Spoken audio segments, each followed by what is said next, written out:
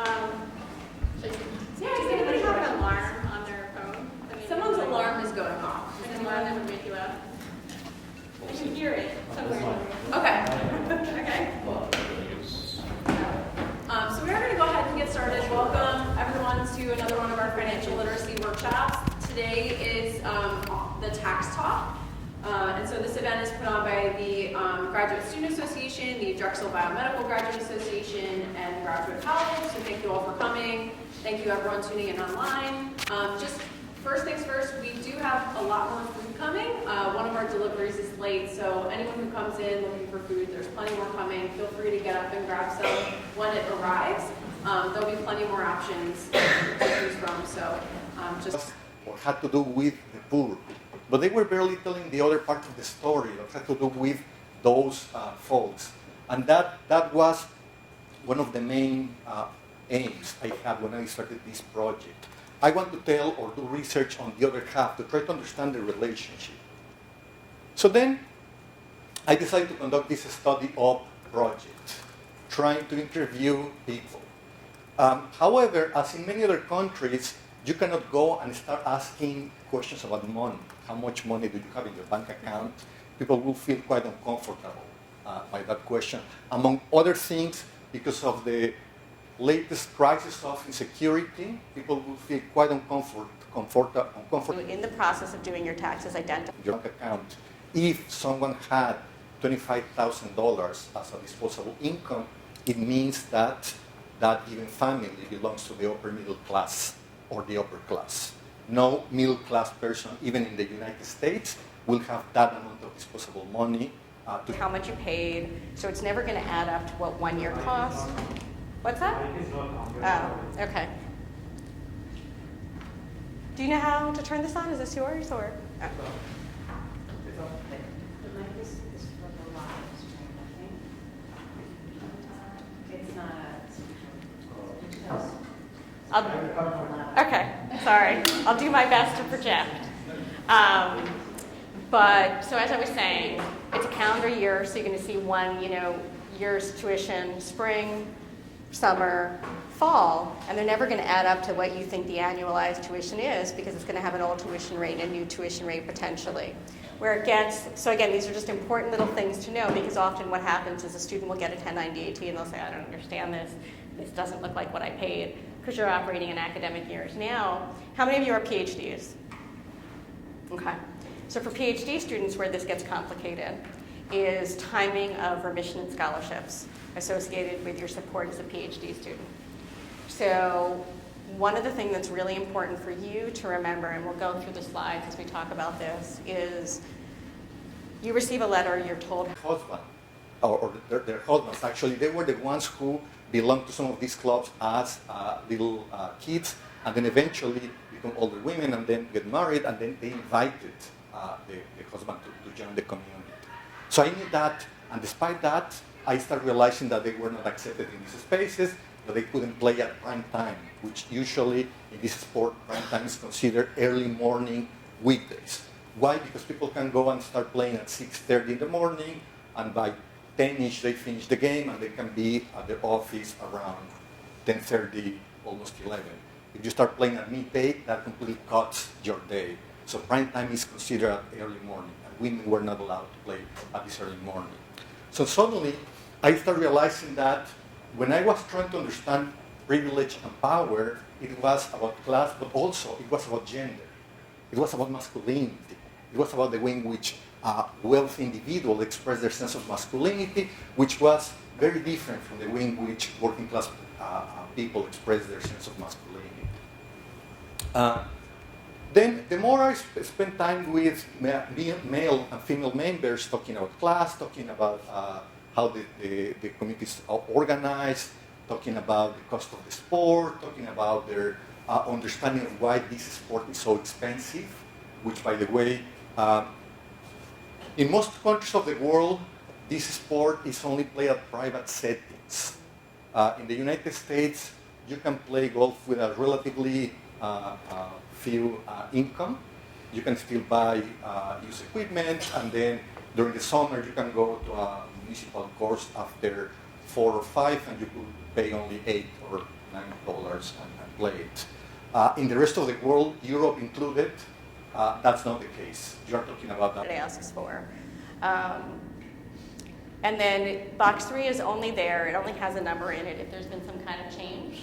So we can go back up to the form just so that you see that. Those 2 and 3 are sort of grayed out, but that's what happens there.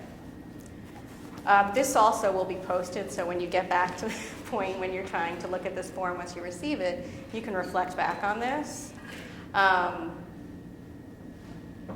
Again, there's a lot of redundancy on the numbers that'll show up in here, but again, box 4 will also capture. Box 4 is the reductions in charges for qualified tuition. So this is, if there's been a change made to your tuition statements. Box 5 is where, again, this comes in for the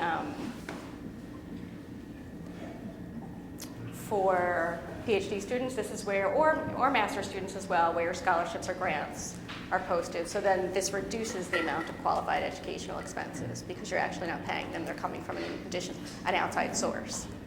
So that's important for you to know. And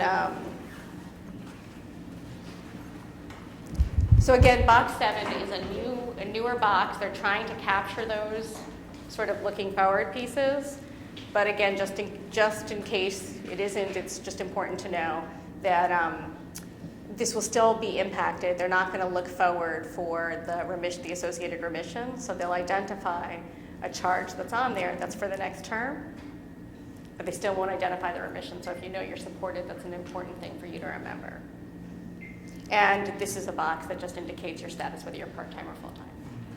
So we'll go back up to the form. It's very fast. But the crux of what's important for you to know and to not be confused by this is that it's a calendar year that it captures, and that depending on the type of support that you receive is going to show, it's going to produce that number that becomes that qualified educational expense. So there may be some instances where it doesn't appear exactly as you expect it to because of timing. And so it's reported right because we report through December 31st, but you have to know your own support to make sure you're doing your taxes right. So there's also a list here of resources that you can reach out to. There's lots of long documents that you can read. I don't know that anybody would really want to, but they are all up there. And they do actually do a very good job of explaining all of these things. Paris does event coverage, explaining our forms. So are there any questions? That form is completed online through the IRS doc. So the 1098-T is completed by the university and sent to you. And I am not aware if I don't think they're doing this online yet. I think they do this in paper at this time. Last year I had a friend. But I think you have to opt in. So they usually send a notification out that if you opt in to go paperless, you can, but you're not required to because some people prefer to receive the paper copies. Anything else? All right, thank you. I will turn it over.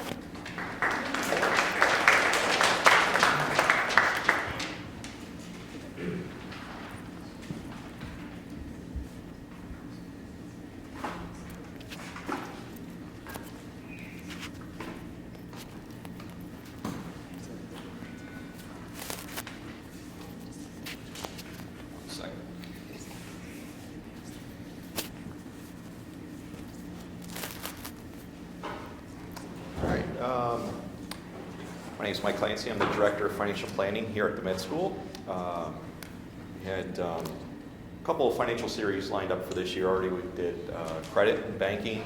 I did a home buying session back in November. We're here for the tax talk because it's that time of year to talk taxes. There will be an education planning and funding session next month, and then we're going to end the year with a couple of investment talks. So this brings us to tax time.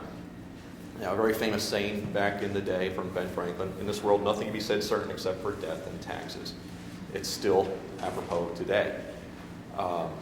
Today's talk really is, we're going to focus on federal taxes. There's always local and municipal and things like that, but for today I'm just going to solely focus on federal. So we're going to talk about how federal taxes work and basically what you can do about it and what control you have. I always have to put the disclaimer up here, this is not tax advice.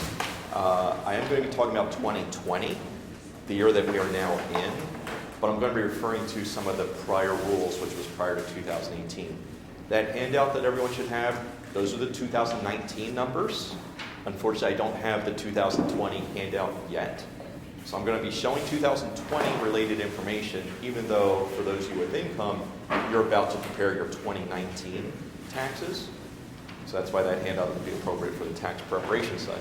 So there might be slight confusion on some of the numbers because they do adjust year to year.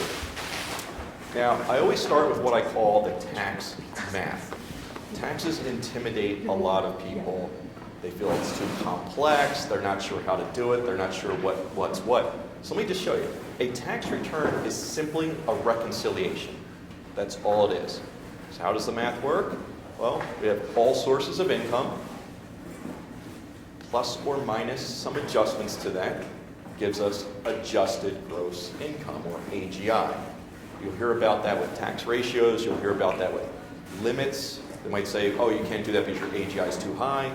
This tax credit doesn't apply to you because your AGI needs to be up. So it's the AGI number that factors a lot of things. Now again, it was all our income plus or minus some adjustments gets us down to adjusted gross income. Then we take away a deduction. It's either a standard deduction, or if we have enough dollars to scrape together, we would take the itemized deduction. Again, adjusted gross income minus our deductions. In the past, there would be something called exemptions. Every person individually has their own personal exemption, and that used to be a value that would be subtracted out. Notice I've crossed it out. That category went away. So when you hear people talking about exemptions, or you read something, it might be simply out of date in that regard. This went away 2 years ago. My wife and I have 3 kids. We used to claim 5 exemptions on our tax return. Again, that category is gone at this point. So again, it's adjusted gross income minus our deductions comes down to a number called taxable income.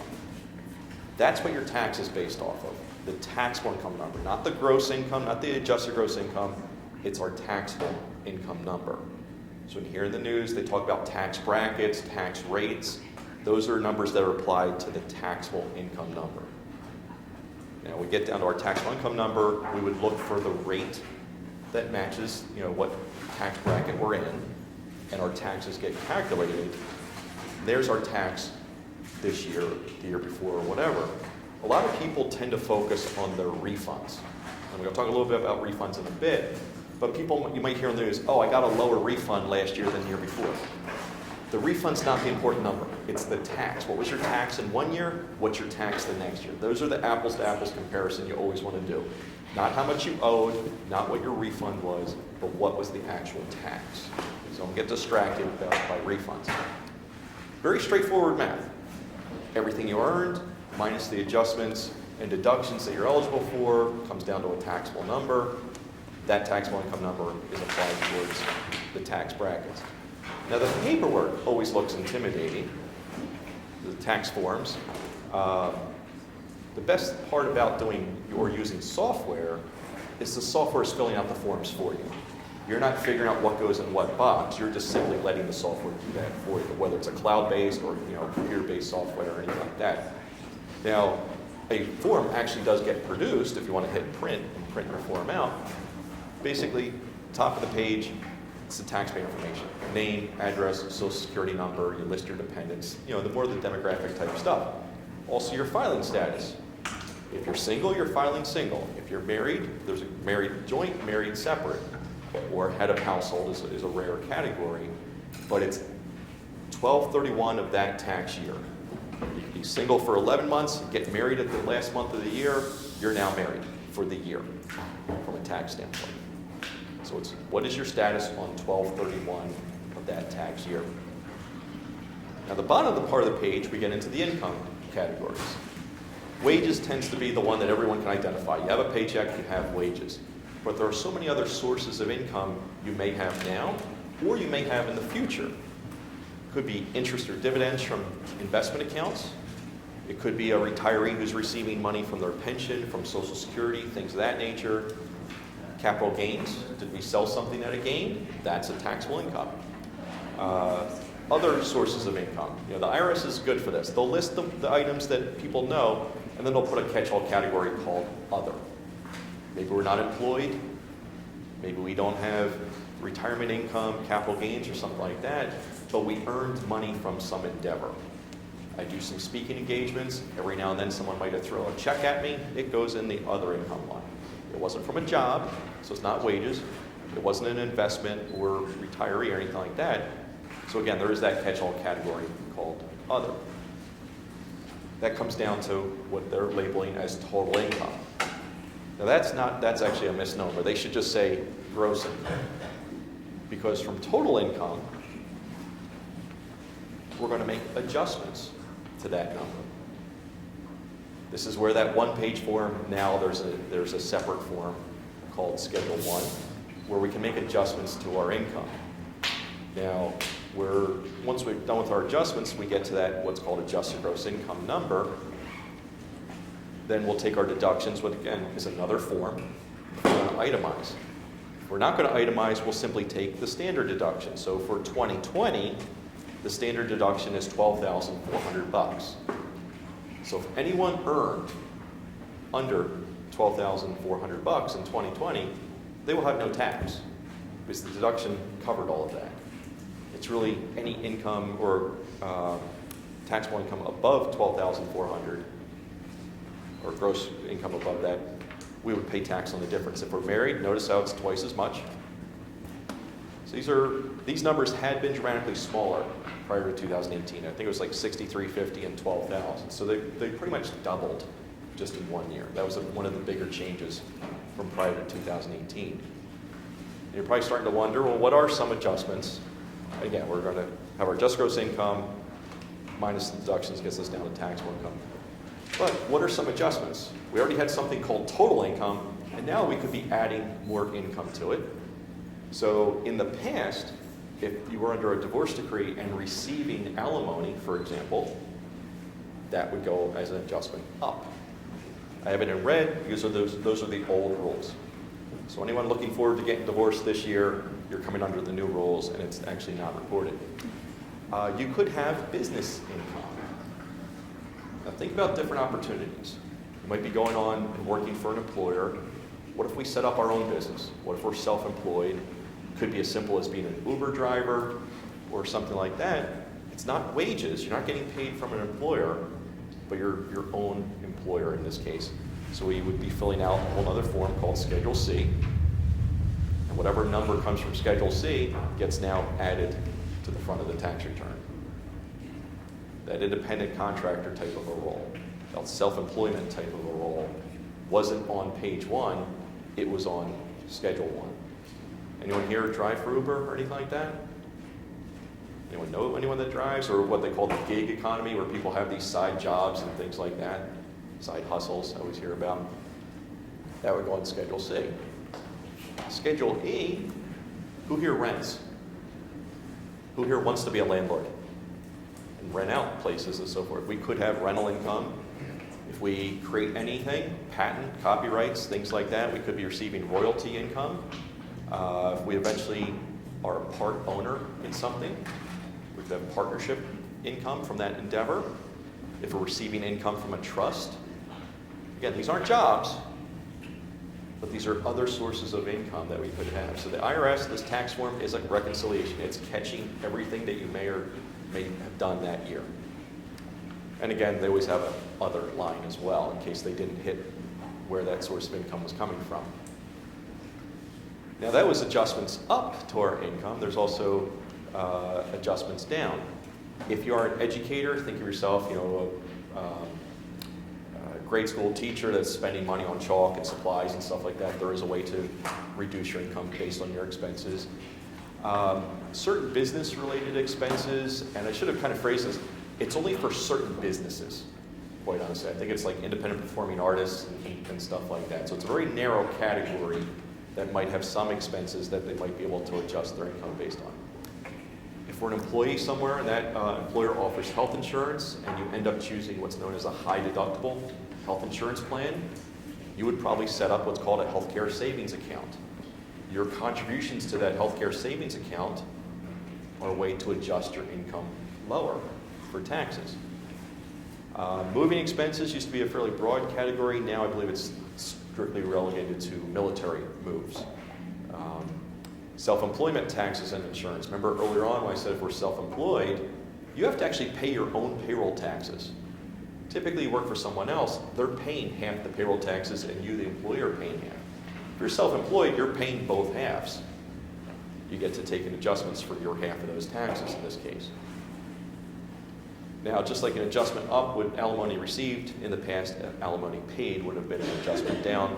I put it in red because, again, you might come under the new rules, but you're going to hear about people that are still under the old rules.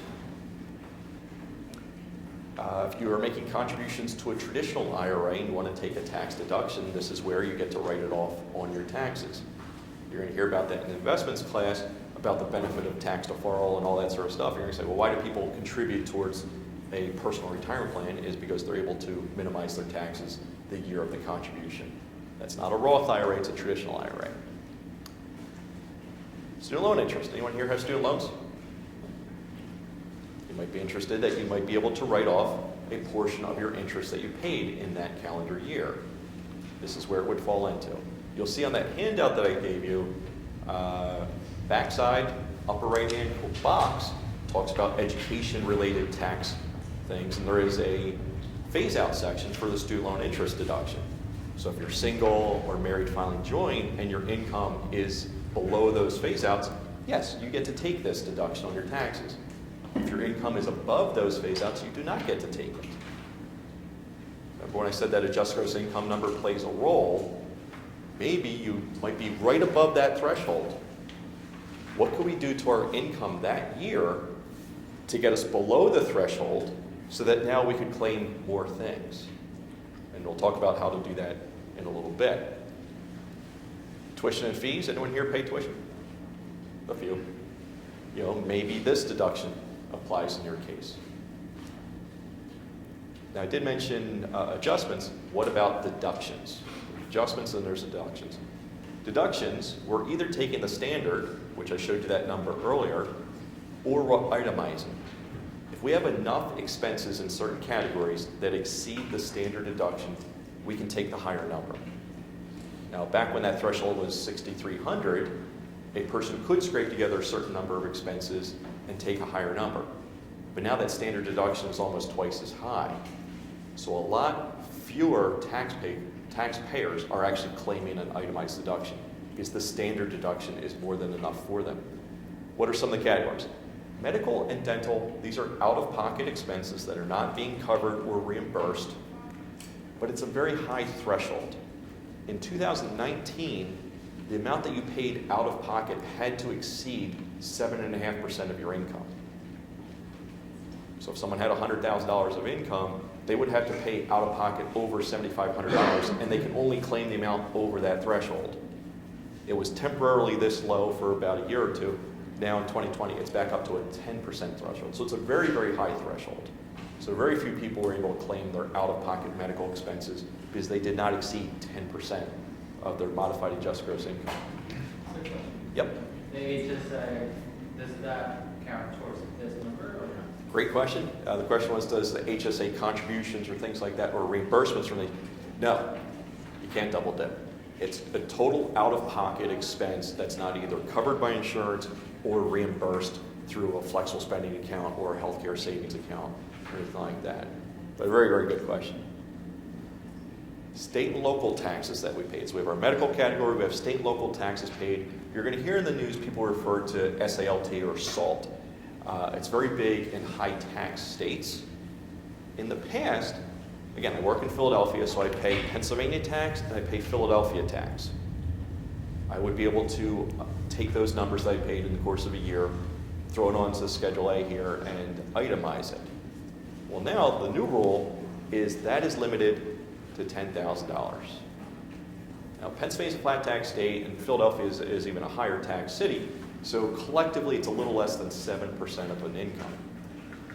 You can do the math in your head to figure out what income level would you, over the course of a year, be paying more than $10,000. Well, you're limited to $10,000 for this form. So a lot of people in very high tax states are paying a lot of money to their state, local municipalities, and now they can't deduct that as much of that number anymore. So we got a double standard deduction. That's good for taxpayers, but certain taxpayers took a hit at that category. Interest paid, again, if we're renters, we're not paying our mortgage, but if we're a homeowner, we've taken out a mortgage, we might be paying interest on that mortgage. So that's a category that would come in here. Charitable contributions, theft, believe it or not. And again, there's some other categories in there. No longer deductible, job-related, and miscellaneous. There was a whole category there that people would track their expenses, their out-of-pocket, unreimbursed expenses for their job, things like that, and it would come onto Schedule A. That category is gone. Now, here's some examples. Imagine if we have joined a professional society, if we had union dues, equipment, regulatory fees. I've got licenses, could be subscriptions, trade journals, continuing ed, conferences, anything work-related that you were paying for out of pocket. In the past, you would track those numbers because you're trying to write them off. That category went away. My suggestion to you is still track that information. I have a feeling at some point this is going to come back, and I'd rather you be in the habit of knowing what's potentially deductible. Think about the industries that you guys are going to go into. Could you be joining a professional society? Are you responsible for your own equipment? It could be lab coats, it could be anything like that. Is there a licensing requirement in your industry? Are there further tests that you might be taking? Professional societies, things like that. So again, anything work-related that you pay for that's not being reimbursed, keep track of that number, even though right now we can't use it. Job search expenses, this is where if you go on any types of blogs, you might see people referring to, oh, I wrote that off because I was searching for a job. It could be headhunters, it could be travels, things like that. Category's gone, quite honestly. And believe it or not, from your school training and entering a field for the first time never was deductible in the past. So a lot of times I'll see on like some student blogs, people will say, oh, I wrote it off my first job. No, they were wrong. But believe it or not, that category's gone. I mentioned or alluded to earlier, where we're reporting all of our income, maybe our income gets to a point where we can't take certain deductions. Well, we're going to pay tax on our income. How can we minimize the amount of tax we pay? Is for a tax return, we need to minimize that taxable income number. So going from, let's say, the top all the way down, like wages, how do we reduce wages? It's not work less. It's maybe we take advantage of certain employee benefits that your employer offers. It could be the health insurance. That is typically taken out of your paycheck pre-tax. So whatever you made that year, minus the premiums you're paying for your health insurance through your employer, that net number is the wage number that gets reported on your tax return. So as simple as participating in the employer's health insurance could lower the number that shows up on your tax return. Employer retirement plans, 401k plans, 403b plans, things like that. You elect to have money come out of your paycheck and go into your retirement account. If you're doing that in what's called a pre-tax fashion, your wage number for that year that gets reported on your tax return is now lower, which means your adjusted gross income is lower, which means your taxable income is lower, which means your tax is lower. So little things that we may or may not take advantage of through our workplace helps reduce the number that does get reported on your tax return. There are things called flexible spending accounts. If you generally work for a larger employer, they might offer benefits like that, generally for child care or medical, and I'm going to talk about that in a little bit. And there could be some other employer benefits that are offered to the employee in what's called a pre-tax fashion. If it's an after-tax employee benefit, it doesn't matter. Whatever you earn that year is the number that's showing up on your tax return. If it's a pre-tax benefit, the number that gets reported on your taxes is lower. So this is, the wage number. How can we reduce the wage number? Would be through contributions and things like that we're doing to those benefits. health insurance premiums I mentioned, flexible spending accounts, and another employee benefit. Like I said, if you have a high deductible health insurance plan, chances are there's a healthcare savings account matched up with it, and you could put your own money into that account up to the limits, and you're taking in adjustments on your tax return. So look at the employee benefits where you go. Obviously, salary is the number one concern, but this is why people ask what benefits are offered here. Yep. I have a question that's a little bit right for the slide when you mentioned the taxes, your state and local taxes. So let's say, for instance, you own a house and your property taxes are $14,000 a year, or $10,000, like if you live in Jersey, right? Are you able to deduct that amount on your taxes? Now you jumped right ahead to the end of the class. I'm going to talk about it. But no, you grabbed onto that. There's a $10,000 limit for all of your state and local taxes. Now you're paying more than $10,000. It's not like you're going to say to New Jersey, no, I'm limited to 10, I'm only going to send you 10. You might have a $14,000 real estate tax bill alone, plus your wage taxes at the state and local level, and that number might add up to $20,000. You paid it, you only get to show $10,000. Okay. That's a hard limit. Now, I'm going to use the example later between a renter and a homeowner, specifically that example. So, yeah, you peeked ahead. Now, I mentioned the flexible spending account. Why would someone use that? It's generally they're set up for two categories, either child care or health care.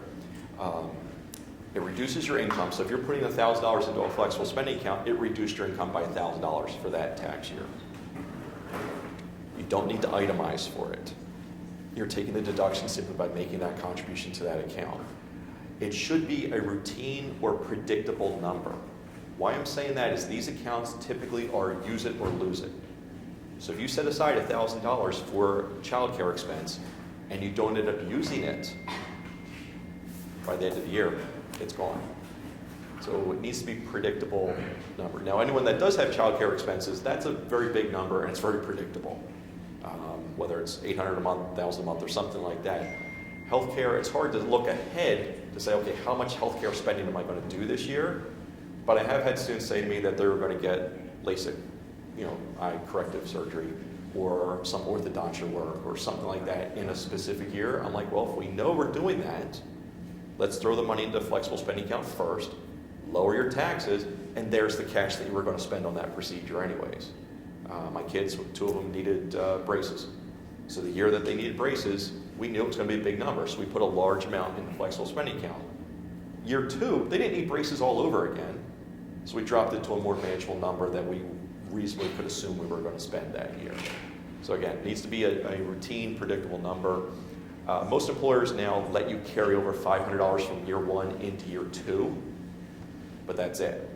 So again, it's generally think of it as use it or lose it. Student loan interest deduction, I mentioned earlier. These were the numbers. I think these are the 2019, might be the 2020 numbers as well. Again, if you're single and your income is less than $70,000, sure, you can deduct up to $2,500 of student loan interest that you paid that year. If you paid $3,000 worth of interest, you only get to deduct $2,500. If your income is above the $85,000, you don't get to deduct any of it. When you see something called a phase out, it simply means if you're below the lower range, you get to claim all of it. If you're in that range, the amount you get to claim gets slowly reduced. It's probably a straight line reduction. And then once you're over that range, you don't get to claim that at all. So notice how they're single and married filing joint. What's missing? Married filing separate.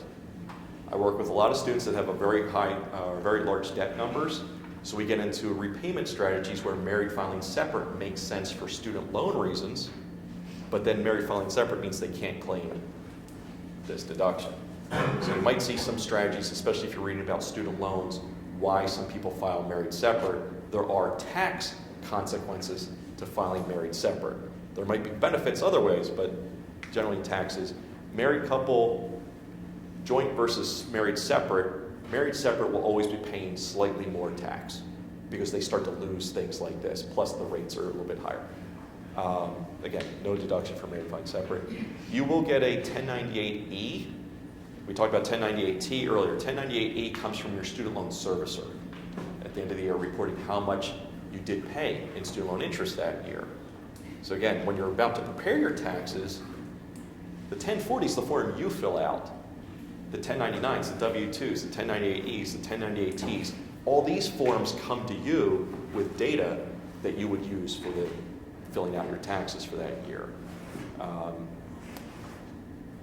Yeah, like I said here, they're not required to mail it to you if you actually paid less than $600 in any year.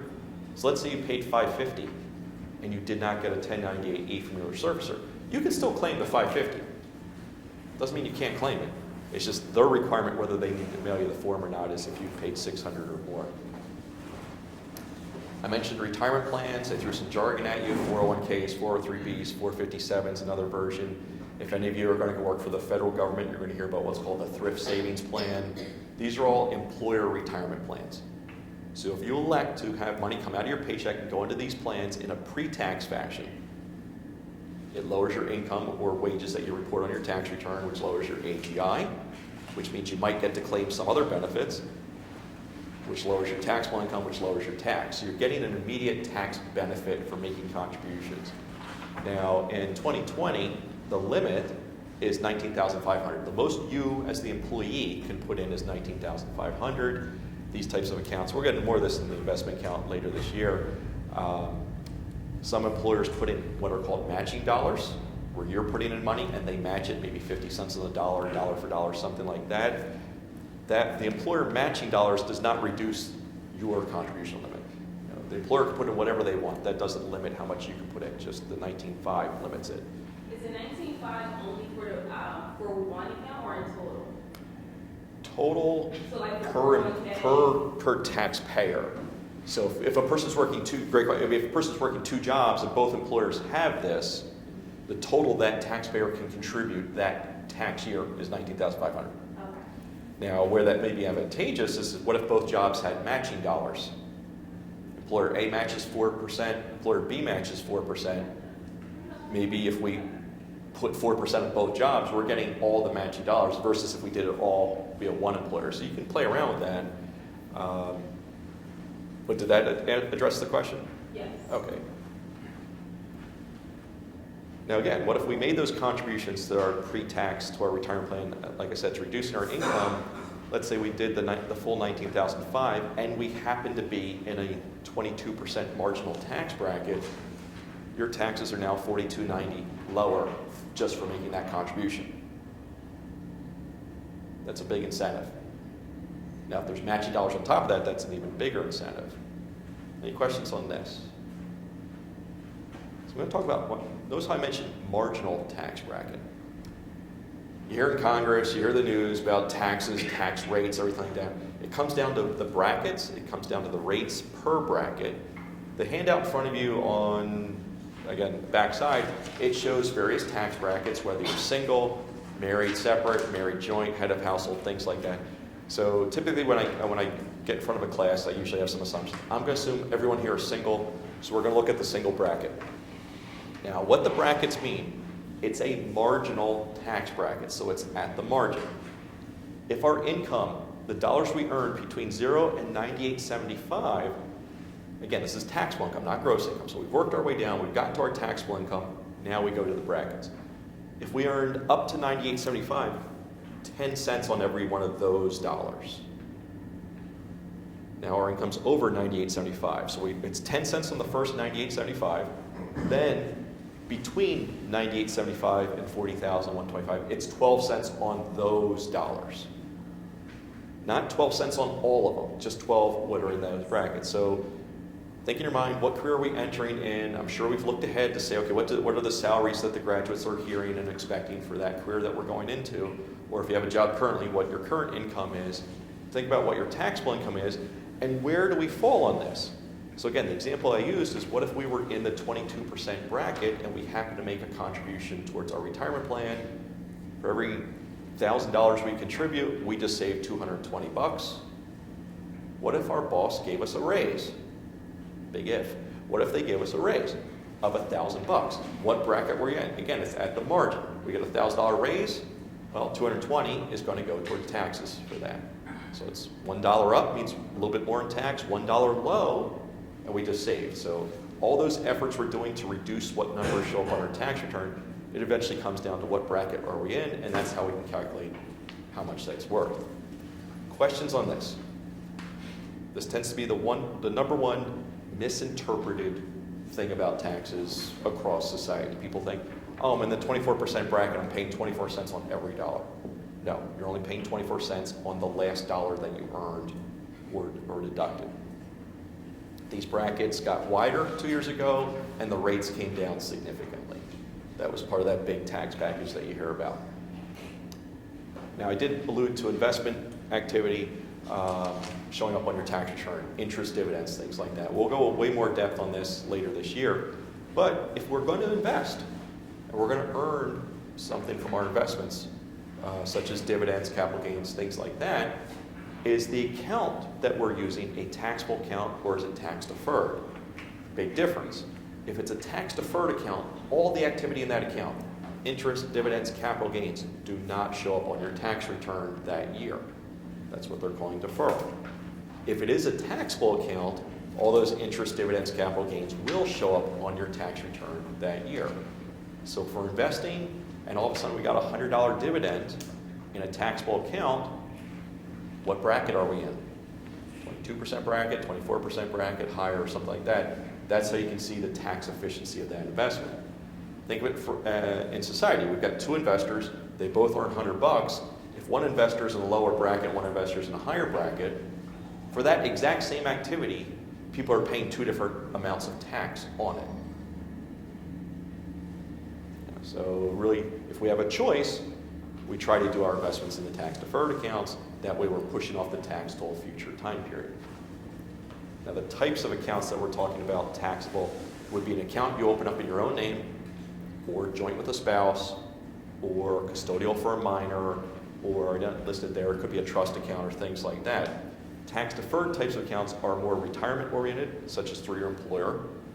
Personal, such as IRAs, traditional rollovers and Roths. It could be a college funding account, 529s, it could be an annuity. Life insurance is brought up as a way to tax deferral. It's not an investment, but I do list it there. And that healthcare savings account that I mentioned earlier.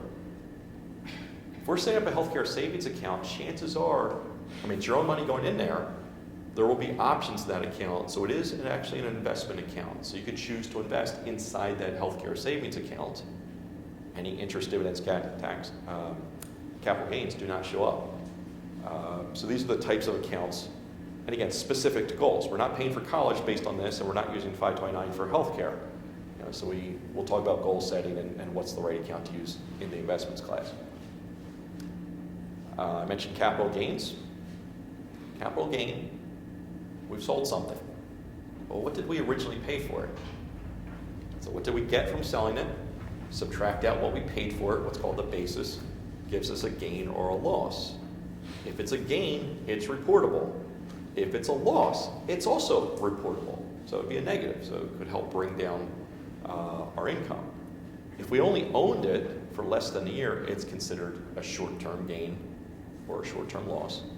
If we've owned it longer than a year, it's long-term. So when you hear about short-terms and long-terms, it's 1 year or more. Think of it that way. Now, I did mention the basis. It's what you originally paid for, plus any reinvestments. If we're talking about specifically an investment, we could buy a mutual fund, we could buy a stock, we could buy something, but we keep reinvesting the dividends. So it's our original price, maybe it's $1,000, and maybe we reinvested $50 from it. Well, our cost basis is $1,050. It's not the original $1,000, it's all the reinvestments into it as well. Now, if we have reinvestments into it, it makes our cost basis higher, which makes our gain potentially lower, which means our tax is lower. So it's a very efficient way to go. And again, I'll get into more of this later. If we have multiple things that we're selling, they net each other out. All your short-term gains and losses net each other out. All your long-term gains and losses net each other out. So net, net, net is the number that you actually report. Now, I can give an example here. So let's say we net everything that we did that year, and you can only use $3,000 of that net loss to offset income that year. So if we sold 8 things and the net loss is $10,000, for that year, we can write off $3,000. And you carry over the unused to the next year. So $3,000 in year 1, $3,000 in year 2, $3,000 in year 3, and $1,000 in year 4.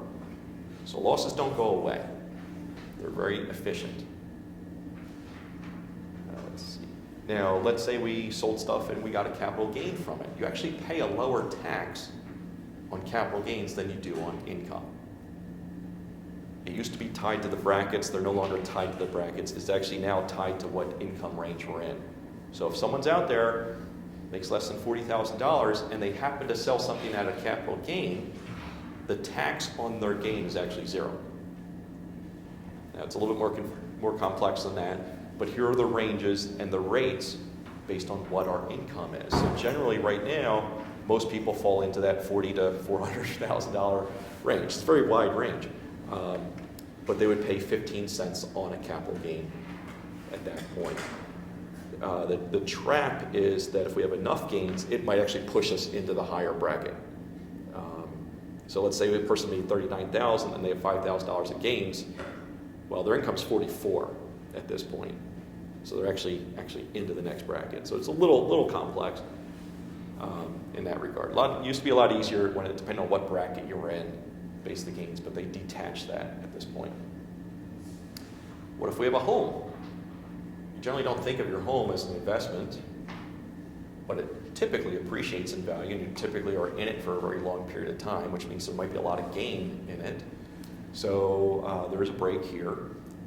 If we have a capital gain on a sale of our primary residence, and that gain is less than $250,000, you're not taxed on any of that gain. If we're a married couple, it's $500,000. So even though we don't want to treat the home as an investment, there are some tax benefits to when you do eventually sell your primary home. You must own the home for 2 of the prior 5 years before you sell it.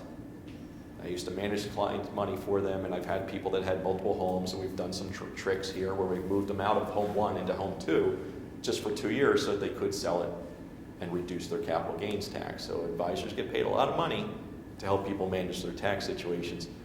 But generally, you own a home, it's your primary residence, as long as you occupied it 2 out of the prior 5 years. So again, you live there years 1 and 2, and then you rent it out years 3, 4, 5, and then sell it, you still benefit from this. Married doubles the amount. Now, I mentioned about basis before, such as reinvestments. Imagine owning a home, it's what you paid for it. What if we improved it? Attached a garage, expansions, solar panels, who knows? It's what you originally paid for it plus all the improvements to it raises your cost basis. House hopefully is worth more, but you've raised your basis, so therefore the gain that you would ultimately report is smaller, and theoretically the tax would be smaller as well. So again, I want you to understand the concept of basis. It's what you originally paid for something plus all improvements to it. Any homeowners in the room? Let's look at some examples. Let's say we're single, $75,000 of adjusted gross income. So we've already had our employee benefits take out whatever and reduced it. We're down to adjusted gross income. We get a $12,400 standard deduction. That brings us down to a taxable income of $62,600. That put us right in the 22% marginal tax bracket. Our tax would be $9,500. The effective rate on that income is 15%. People never talk about effective rates. They always talk about the marginal rates and the tax rates in general. But really, we paid 15 cents because the deduction helped bring that down. Questions on that? What if we're much higher income? Well, we're still single, so we only get one standard deduction. Our taxable income, we're in the 24% bracket. The tax is 27%. But our effective rate is now 20%. So it's what's called a progressive tax system. The higher you have, the more you make, the more tax you pay. Can you explain that effective rate? Where is it coming from? The effective rate was simply the tax over the taxable income number. On our taxable income, how much tax did we really pay? How much tax did we really pay? Oh, okay. Think of it that way. Because everything was about manipulating our income, get us down to whatever taxable income, let's apply a tax to that number. So effectively, we paid 20 cents on that dollar, even though the marginal bracket we were in was the 24% bracket. And that was single. What if we're married with collectively the same amount of income? Standard deduction's twice as much. So the taxable income, we're into the 22% bracket. Our tax is lower. I'm not saying go out and get married for this purpose, but the taxes are changed because we're now married versus, most importantly, the standard deduction. Bringing us back to that SALT number again. If we were in Philly at that number, that 150, our state and local taxes alone are over $10,000. So if this couple was going to itemize, they're not able to claim all their state and local taxes. So again, this was state and local, and in Philadelphia with what, I think it's 3.88, something like that, plus a state rate of 3.07. That's a lot of tax. And yet we're starting to not be able to claim the full amount if we itemized. Now, what if we were buying a home? This is going to tie in very, if we want to jump to the end. Let's say assumptions are $60,000 of income. Want to put 5% down. We happen to have good credit. This was the example I used in the home buying class a couple months ago.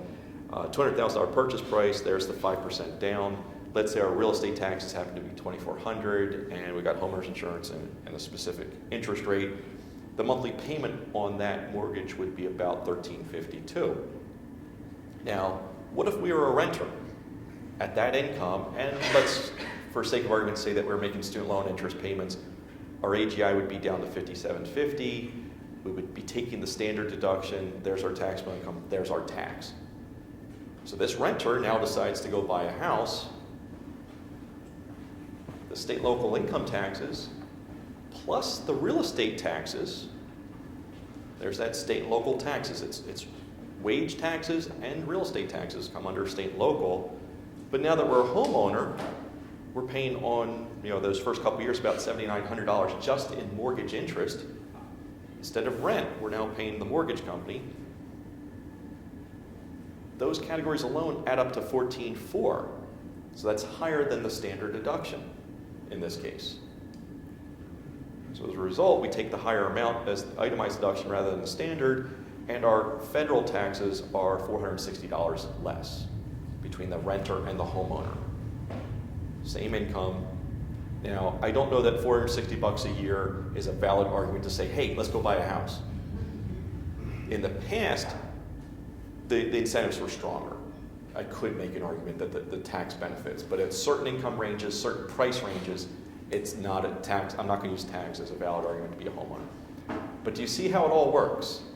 All those things that we're planning on doing, working, contributing towards retirement, possibly being a homeowner, maybe paying our student loans, things like that, it all does land on the tax return in one fashion or another. What was the example here? We got the gross income of $60,000, gross income of $150,000. Remember how I said the Philadelphia and Pennsylvania taxes for that scenario came to $10,318?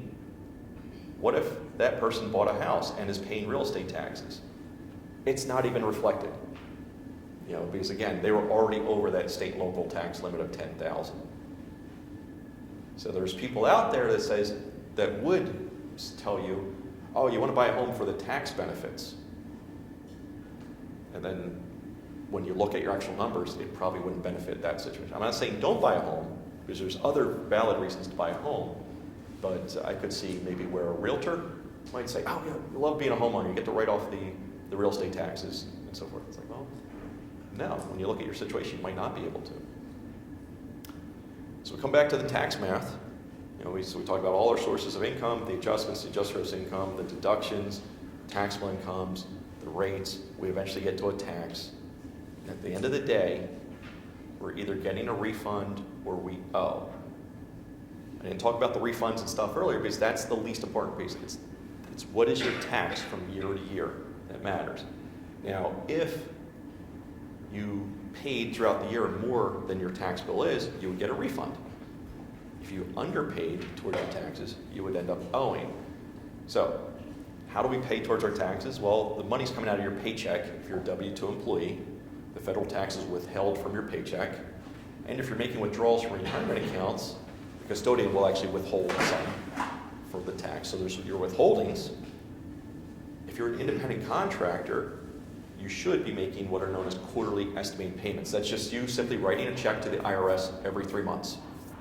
You have to estimate how much that should be, and you should be sending it in ahead of time. So throughout the year, money's going to the IRS through your withholdings or your quarterly estimated payments.